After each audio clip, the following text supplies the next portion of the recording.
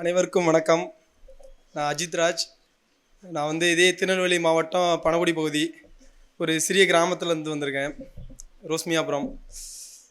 நான் இப்போ கரண்டாக சென்னை சிட்டி போலீஸில் ஆயுதப்படை போலீஸாக ஒர்க் பண்ணிகிட்ருக்கேன். 2022 போலீஸாக ஜாயின் பண்ணேன். நான் ஒரு 3 பேருக்கு நன்றி தெரிவிக்கணும். ஃபர்ஸ்ட் ஆஃப் ஆல் நம்ம அகாடமி. நான் 2018 நம்ம அகாடமியில் ஜாயின் பண்ணேன். நம்ம அகாடமியில் ஜாயின் பண்ணதுக்கப்புறம் நான் டிஎன்யூஎஸ்ஆர்பி கண்டக்ட் பண்ண எக்ஸாம் பிசியாக இருக்கட்டும், சப் இன்ஸ்பெக்டராக இருக்கட்டும், மொத்தம் 5 ரிட்டன் எக்ஸாம் பாஸ் பண்ணியிருக்கேன். 5 ரிட்டன் எக்ஸாம் பாஸ் பண்ணியிருக்கேன். அதோட அந்த பேஸ்மெண்ட் போட்டு கொடுத்தது நம்ம அகாடமி தான். நம்ம அகாடமியில் உள்ள நிறைய பேர் ஸ்கூல் புக்ஸு ப்ரிப்பேர் பண்ணி படிச்சுட்டு இருப்பீங்க. நான் வந்ததுலேருந்தே ஸ்கூல் புக்ஸு ப்ரிப்பேர் பண்ணி படித்ததே இல்லை. நம்ம அகாடமியில் உள்ள ஒன்லைனர் தான் யூஸ் பண்ணி படிப்பேன். 5 ரிட்டன் எக்ஸாம் பாஸ் பண்ணியிருந்தேன். அந்த பேஸ்மெண்ட் போட்டு கொடுத்தது நம்ம அகாடமி. ஃபர்ஸ்ட் ஆஃப் ஆல் இதில் நம்ம அகாடமியோட ப்ளஸ் பாயிண்ட் என்னென்னா ஸ்டடி ஹால். நான் எங்கள் பக்கத்தில் ரூம் எடுத்து தான் ஸ்டே பண்ணியிருந்து படிச்சுட்டு இருந்தேன். நான் ரூமில் இருந்ததை விட நான் ஸ்டடி ஹாலில் இருந்தது தான் அதிகம். எப்போவுமே என்னோடய திங்ஸு, என் புக்ஸ் எல்லாமே ஸ்டடி ஹாலில் ஒரு லாஸ்ட் பெஞ்சில் வச்சுட்டு இங்கேயே ஸ்டே பண்ணியிருந்து படிப்பேன். ஆப்போசிட்டில் ஒரு சேட்டா கடை உண்டு, அங்கேயே சாப்பிடுவேன், அப்படியே உள்ளே வந்துடுவேன். ஸ்டடி ஹாலை விட்டு வெளியே போகவே மாட்டேன். ஸ்டடி ஹாலிலேருந்து கண்டினியூவாக படிச்சுக்கிட்டே இருப்பேன். அதுக்கப்புறம் டெஸ்ட் பேட்ச். நான் கிளாஸ் அட்டன் பண்ண கவுண்டை விட டெஸ்ட் பேட்ச் அதிகமாக அதோட கவுண்ட் அதிகமாக இருக்கும். அவ்வளோக்கான டெஸ்ட் அட்டன் பண்ணியிருப்பேன். அப்புறம் மார்க் இன்டர்வியூக்கு இப்போ நான் பிசியை ஜாயின் பண்ணதுக்கப்புறம் மார்க் இன்டர்வியூ அட்டன் பண்ணேன். மார்க் இன்டர்வியூக்கு கைடன்ஸு கொடுத்தாங்க. சென்னையில் அட்டன் பண்ணேன், திருநெல்வேலியிலையும் அட்டன் பண்ணேன். அது இப்போ 8.5 மார்க் எடுத்தேன் இன்டர்வியூவில். அது இல்லைன்னா எனக்கு தாலுக் எஸ்ஐ கிடச்சிருக்காது.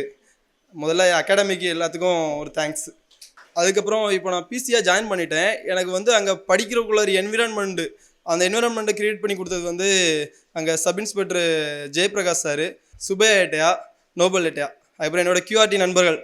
இவங்க எல்லாருமே என்னை நல்லா மோட்டிவேட் பண்ணி அந்த படிக்கிறதுக்குள்ள ஒரு என்விரான்மெண்ட்டை க்ரியேட் பண்ணி கொடுத்தாங்க.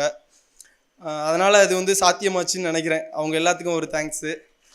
அடுத்து என்னோடய அப்பா அம்மா படிக்காதவங்க.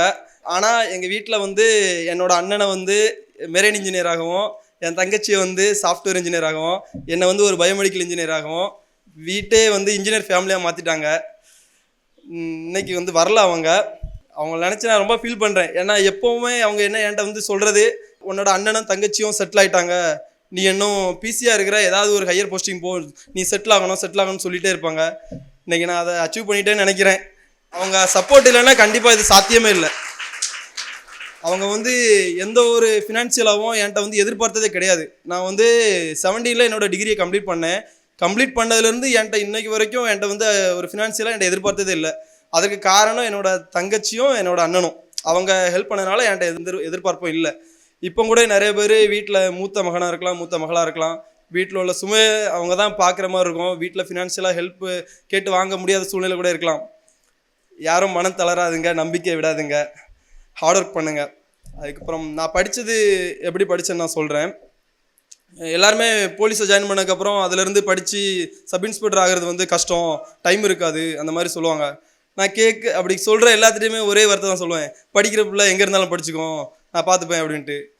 அதுக்கப்புறம் நான் எனக்கு டைம் ஆக்சுவலி அங்கே உள்ளே போனதுக்கப்புறம் தெரிஞ்சுக்கிட்டேன். டைம் டியூட்டி இருக்கும் கண்டினியூவாக, கேப்பில் ஒரு 2 மணி நேரம் 3 மணி நேரம் தான் ரெஸ்ட் இருக்கும். அந்த டைமில் தான் படிக்க முடிஞ்சிச்சு. நான் இது நோட்டிஃபிகேஷன் வந்ததுக்கப்புறம் என்ன பண்ணேன்னா, நம்ம தூக்கத்தை கண்ட்ரோல் பண்ணி நம்ம படிக்கலாம், அப்போது நமக்கு நிறைய டைம் கிடைக்கும் அப்படின்னு சொல்லிட்டு ஒரு நாளைக்கு 3.5 மணி நேரம் 4 மணி நேரம் அதிகபட்சமாக தூங்கினேன். அதுக்கப்புறம் ஏன்னா இப்போ ஃபுல் டைம் படிக்கிறவங்களுக்கும் ஒரு டியூட்டிலேருந்து படிக்கிறவங்களுக்கும் நிறைய வித்தியாசம் இருக்குது. நான் அட்வான்ஸாக எப்படி கொண்டு போகலான்னா, நான் முன்னாடியே படிக்க ஆரம்பிச்சிட்டேன். நான் டிசம்பர்லேயே படிக்க ஆரம்பித்தேன். அப்போ நம்ம ஈக்குவல் பண்ணி வந்துடலாம் அப்படின்னு சொல்லிட்டு படிக்க ஆரம்பித்தேன். அது எனக்கு கை கொடுத்துச்சு. Okay sir. Suresh IAS academy, வெற்றியின் முகவரி.